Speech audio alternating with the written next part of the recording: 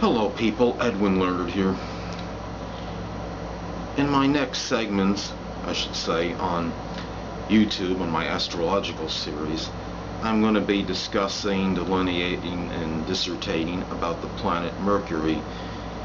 Really what I'll be doing is going through the signs that Mercury inhabits, which is all the zodiac signs. It'll be for being chronological order.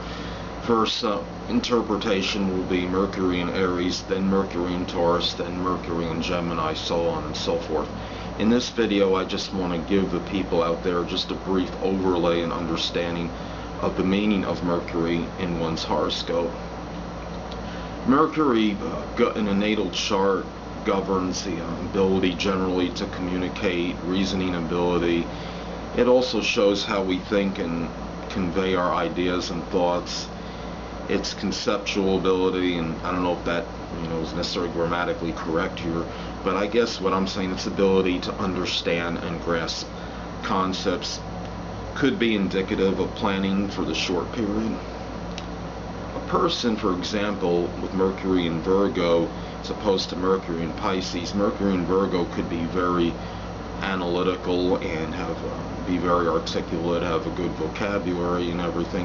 Now Mercury in Pisces doesn't necessarily mean their vocabulary might not be extensive, but they probably aren't going to be quite as analytical as as Mercury in Virgo is. Virgo is a sign that is connected more with details, and I think Pisces is more about concepts, and that's basically what I'm saying. Pisces Mercury would also be a little bit more emotional than Mercury in Virgo, as opposed because Pisces is a water sign, as we know.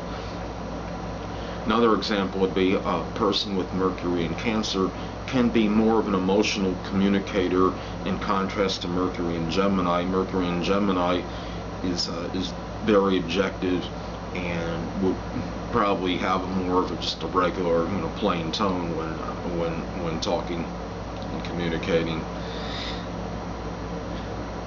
Mercury also is connected with scholastic ability and mental aptitude. If Mercury is favorable and or well aspected, the person could be more inclined to be articulate and eloquent and have a very good understanding of writing and communicating. Somebody with the Mercury that might not be auspicious or favorable in a natal chart doesn't necessarily mean they wouldn't have an aptitude or inclination for communicating, but rather they might just have a different way of communicating, could excel more, like with example, abstract art, painting, drawing, singing, something of that nature, just maybe a different way of communicating, which would not be the way of a conventional person's way of communicating. Well, anyway, people, that is it for my, I guess we could say, dissertation of the planet Mercury in a horoscope. And in my next segment, I will be discussing Mercury in Aries. Until then, people, stay well.